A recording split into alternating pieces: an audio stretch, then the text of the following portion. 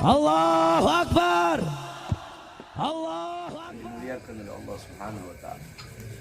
Alhamdulillah, segala puji dan syukur kehadirat Allah yang dimana pada malam hari yang mulia ini Allah Subhanahu wa taala memilih kita sebagai hamba-hamba yang lidahnya basah dengan bersolawat kepada Rasulullah SAW, sebagai lidah-lidah yang basah berzikir kepada Allah, lidah-lidah yang basah bertahlil, bertahmid, bertasbih, bertakbir, bertamjid kepada Allah Subhanahu wa taala. Segala puji dan syukur kehadirat Allah yang telah menanamkan dalam hati kita mahabbah, kecintaan kepada Rasulullah, sehingga kecintaan itulah yang mendorong langkah kita untuk duduk di ini majelis, untuk bergembira, untuk memuliakan, untuk mengagungkan hari daripada kelahiran baginda Nabi besar Muhammad sallallahu alaihi wasallam. Saudara-saudara sekalian yang dimuliakan,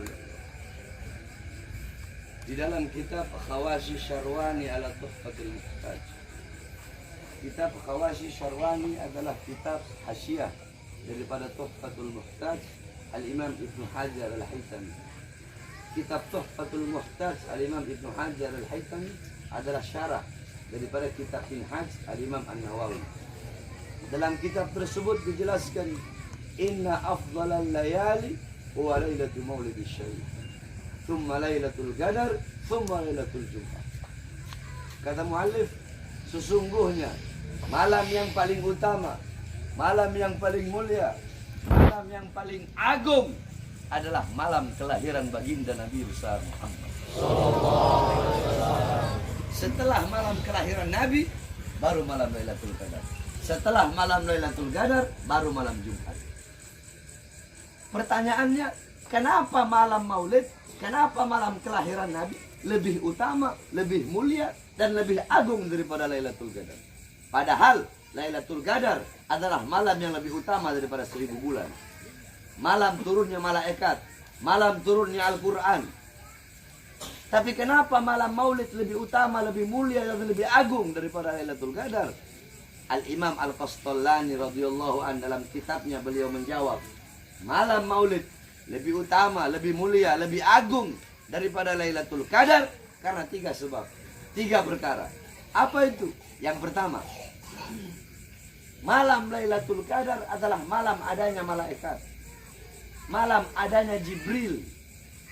Sedangkan malam Maulid adalah malam adanya Nabi Muhammad, yang di mana Nabi Muhammad merupakan makhluk yang paling mulia yang pernah diciptakan oleh Allah Subhanahu wa taala. Makhluk paling mulia, makhluk paling sempurna sepanjang zaman dan sepanjang masa. Mana lebih mulia? Adanya malaikat atau adanya Nabi Muhammad? Sudah tentu adanya Nabi Muhammad lebih mulia daripada adanya para malaikat. Itu yang pertama. Yang kedua, malam Lailatul Qadar adalah malam yang dimana pada malam tersebut Lailatul Qadar Allah anugerahkan untuk siapa? Untuk umat Nabi Muhammad saja, bukan untuk umat-umat yang lain. Lailatul Qadar Allah anugerahkan untuk umat Nabi Muhammad, bukan untuk umat-umat yang lain. Sedangkan lahirnya Nabi, malam Maulid, kelahiran Nabi, adanya Nabi, bukan hanya untuk umat Nabi Muhammad saja, melainkan merupakan rahmat, anugerah Allah untuk seluruh alam semesta. Sebagaimana dalam Al-Quran, wa ma arsalnaka illa rahmatan lil alamin. Tidak aku utus engkau wahai Muhammad kecuali engkau adalah rahmat bagi seluruh alam semesta. Lailatul Qadar adalah rahmat Allah untuk umat Nabi saja. Sedangkan malam Maulid, kelahirannya Nabi, itu adalah rahmat Allah untuk seluruh alam semesta, bukan hanya untuk umat Nabi Muhammad saja. Yang ketiga, Lailatul Qadar adalah anugerah Allah, karunia Allah yang Allah berikan kepada Nabi Muhammad. Sedangkan malam Maulid adalah malam lahirnya sosok yang diberikan anugerah tersebut. Berarti kalau tidak ada Maulidnya Nabi, tidak ada lahirnya Nabi, tidak akan ada yang namanya Lailatul Qadar. Kenapa? Karena Lailatul Qadar Allah berikan untuk Nabi Muhammad. Berarti kalau nggak ada Maulidnya Nabi, tidak akan ada yang namanya Lailatul Qadar. Bahkan Al-Imam Abu Ya Said Muhammad bin Al-Maliki, beliau pernah menukil perkataan syair daripada Imam Said Muhammad Amin Gudbi. Qala Imam Said Muhammad Amin Gudbi, ya lailatal itsnin madha safahat. Wahai malam Senin, apa yang telah menyapamu? Kau begitu mulia, kau begitu agung, kau begitu sempurna, wahai malam Senin.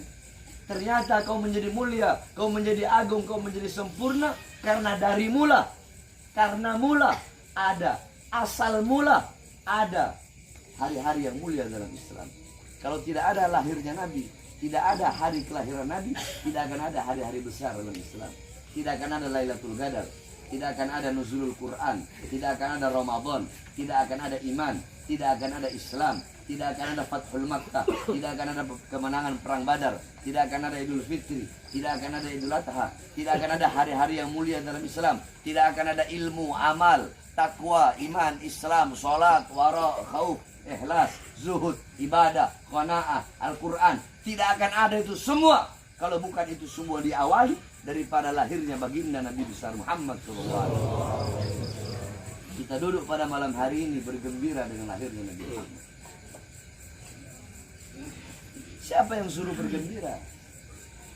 Apakah para ajengan yang suruh bergembira? Apakah para habaib yang suruh bergembira dengan lahirnya Nabi? Yang nyuruh bukan para ulama, bukan para wali. Yang nyuruh bukan para tabi'in dan tabi'in. Yang nyuruh bukan tabi'in. Yang nyuruh bukan para sahabat. Yang nyuruh bukan Rasulullah. Tetapi yang nyuruh, yang memerintahkan Allah SWT. Apa dalilnya? Dalam Al-Quran Allah berfirman, Kul bifadlillah wa birahmatih fabidzalika falyafrahu. Katakanlah dengan karunia Allah dan dengan rahmatnya, maka dengan karunia dan rahmat tersebut falyafrahu, hendaklah mereka bergembira. Apa karunia Allah? Apa rahmat Allah?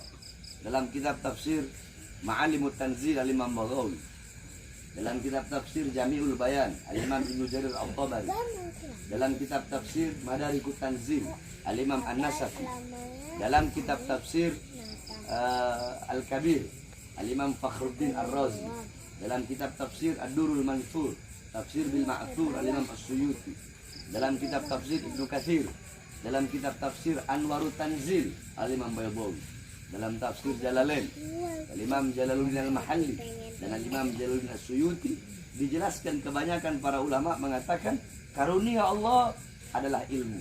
Ada yang mengatakan Al-Quran, ada yang mengatakan iman, ada yang mengatakan Islam. Rahmat Allah, ada yang mengatakan Islam, ada yang mengatakan iman, ada yang mengatakan Al-Quran. Tetapi dalam ayat yang lain Allah Subhanahu wa taala berfirman, "Wa ma arsalnaka illa rahmatan lil alamin." Jadi kalau kita mau pakai tafsir bil ma'thur, tafsir bil ma'thur itu adalah metode tafsir. Tafsir kan banyak metodenya. Tafsir bil ra'yi, tafsir bil ma'thur, tafsir bil dirayah. Tafsir bil ma'thur adalah menafsirkan suatu ayat Al-Quran dengan ayat yang lain yang ada dalam Al-Quran. Nah, kalau kita mentafsirkan wa birahmah dan dengan rahmat Allah, maka berarti kita cari ayat yang lain. Apa itu? Wa ma arsalnaka illa rahmatan lil alamin. Tidak aku utus engkau Muhammad, wahai Muhammad, kecuali engkau rahmat bagi seluruh alam semesta. Nabi Muhammad adalah rahmat Allah yang paling besar, nikmat Allah yang paling besar. Orang banyak ustadz, kiai, para penceramah berkata, alhamdulillah, segala puji bagi Allah yang telah memberikan kita nikmat yang paling besar, yaitu iman Islam. Silahkan, nggak apa-apa.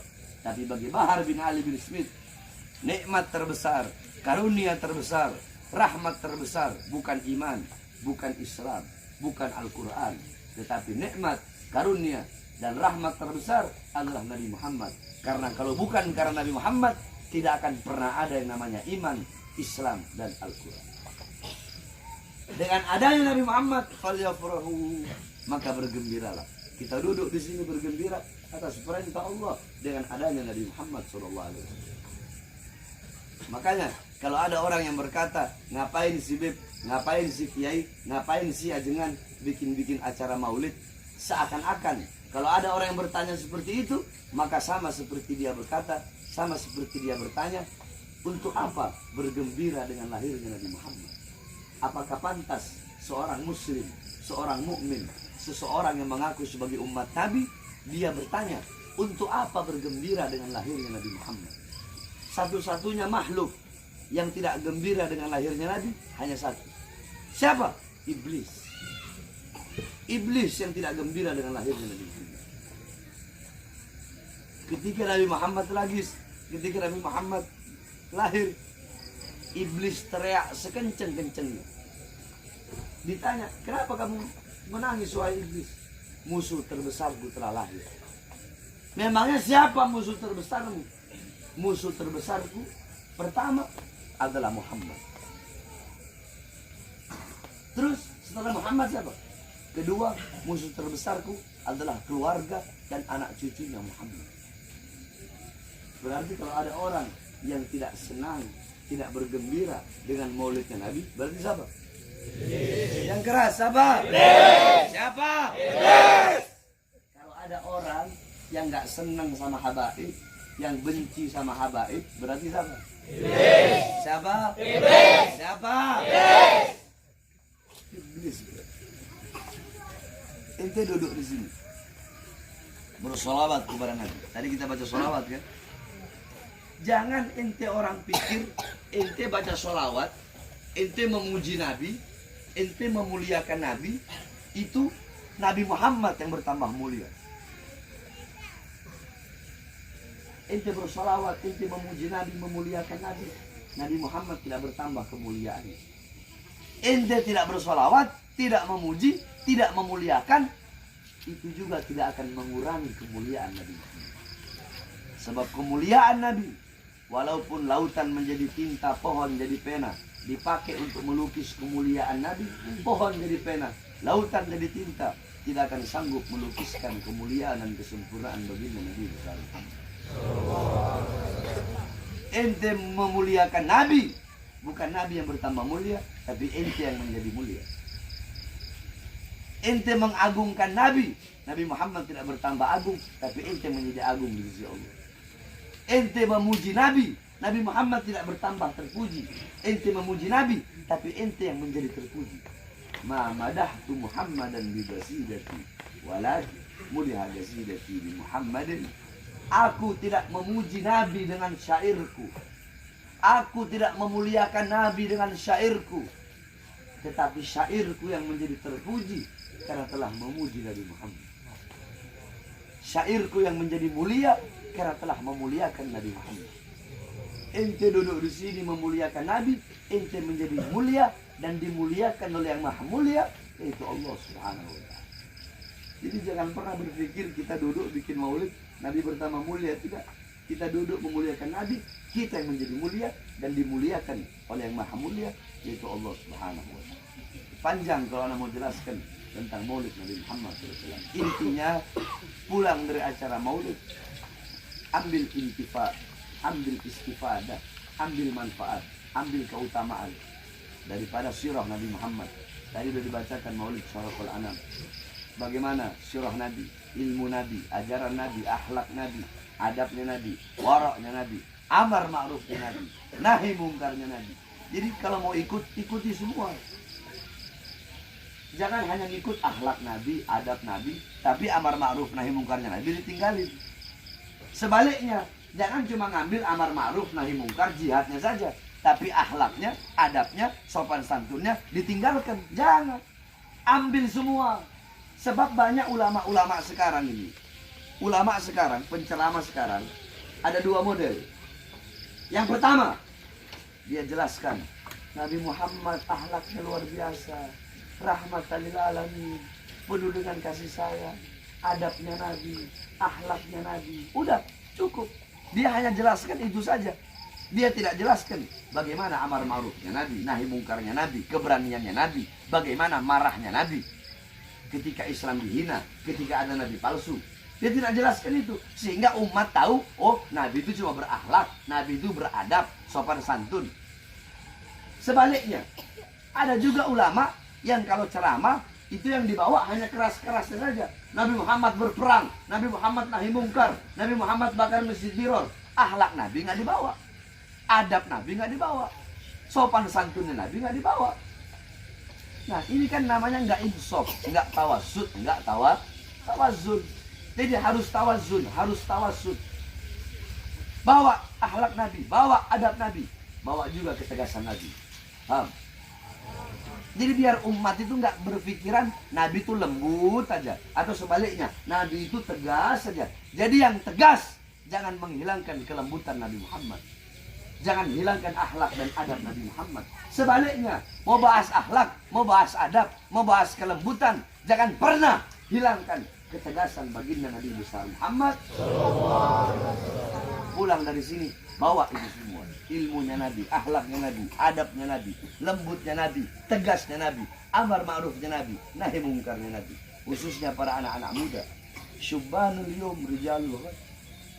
Ini wasiatan. Syubbanul yawm rijalul ghad. Pemuda-pemuda masa kini adalah pemimpin-pemimpin masa depan. Baik buruknya kita punya negara ke depan, baik buruknya kita punya agama ke depan, baik buruknya kita punya bangsa, kita punya rakyat ke depan, tergantung kalian para anak-anak muda. Karena anak-anak muda sekarang bakal menjadi pemimpin di masa depan. Pemimpin negara, pemimpin bangsa, dan pemimpin agama.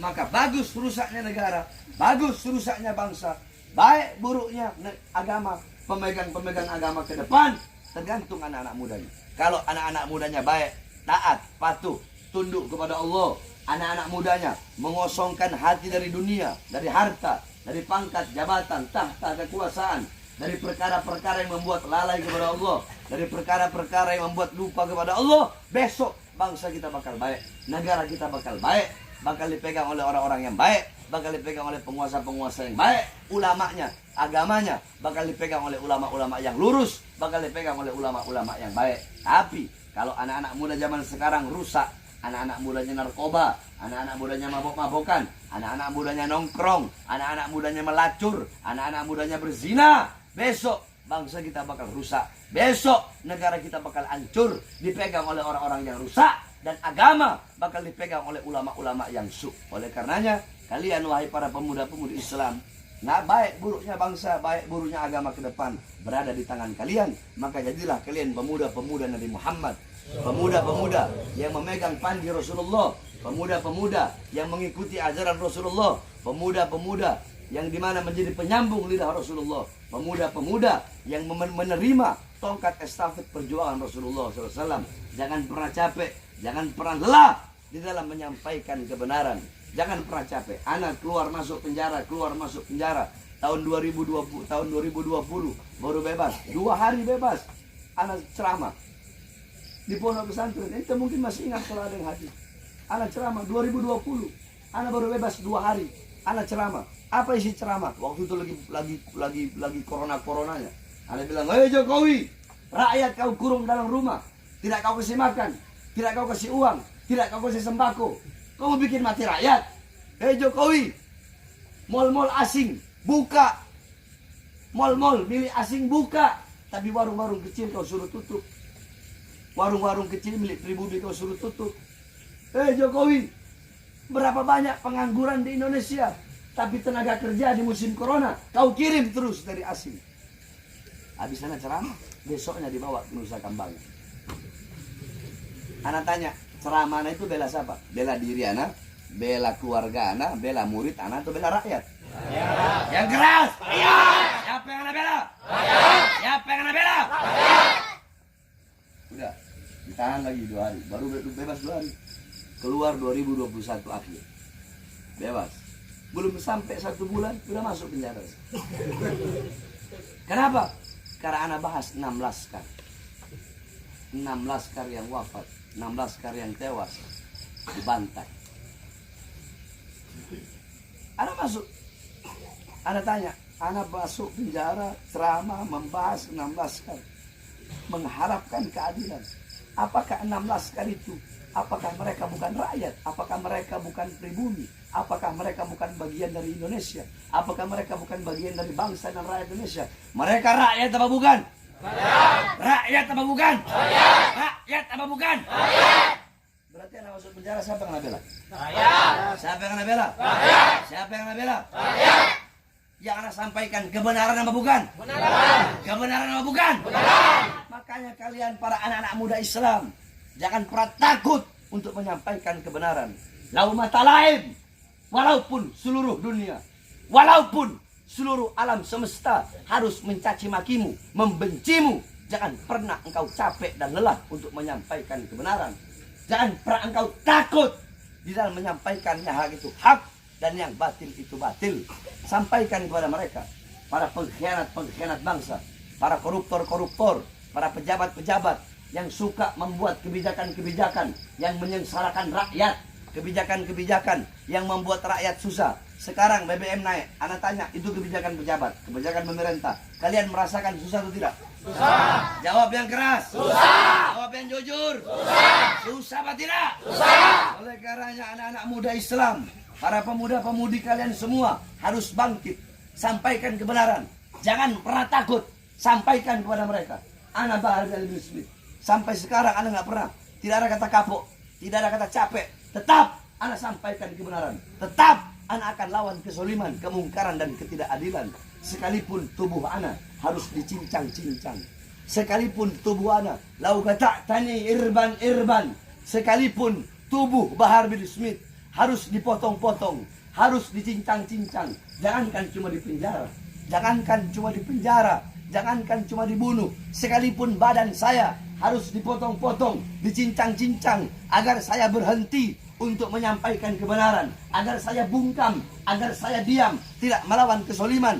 Demi Allah, semakin dipotong-potong, semakin dicincang-cincang, maka Bahar bin Smith akan semakin menyampaikan kebenaran sampai titik darah.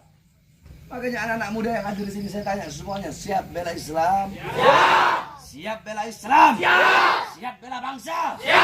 Siap bela agama? Ya. Siap bela Indonesia? Ya. Allahu Akbar. Allahu Akbar.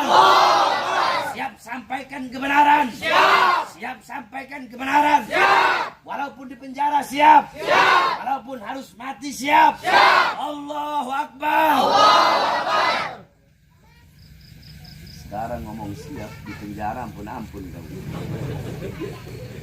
Ampun Pak, abdi ente salah Pak. Iya Abdi Bahar Pak. Muhun apa muhun? Bukan apa bahasa Sundanya bukan. Lain. Hah? Lain Abdi Pak, lain. Lain aing lain. Abdi Pak di ceramah. Sampaikan kebenaran. Ya, pulang dari sini bawa manfaat, bawa ilmunya Nabi, amalnya Nabi, amar ma'ruf nahi mungkar, khususnya bawa akhlak, ilmu dan adab baginda Nabi besar Muhammad.